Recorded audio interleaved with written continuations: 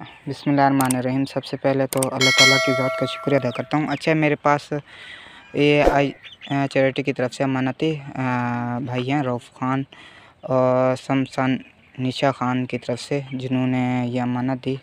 एक hand pump है मस्जिद के लिए। तो आप देख सकते हैं ये मस्जिद है एक विलेज के अंदर जो ज़ेर तामीर भी है, जिनको पानी के लिए अच्छा ज़रूरत है और राह रास्ते में भी आती है ये मस्जिद। तो अल्हम्दुलिल्लाह ये अमानत है जो यहाँ पे ना हैंड पंप लग चुका है। तो आप देख सकते हैं यहाँ पानी की भी जो है ना वो भी आ रहा है। और यहाँ पर ये देख सकते हैं यहाँ पे नमाजी भी यहाँ पे काफ़ी तादाद में होते हैं और ये लोग हैं यहाँ पे नमाज़ भी पढ़ते हैं।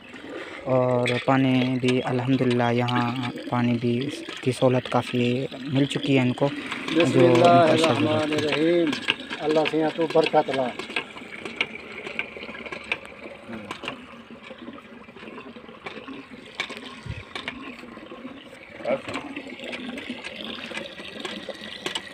बस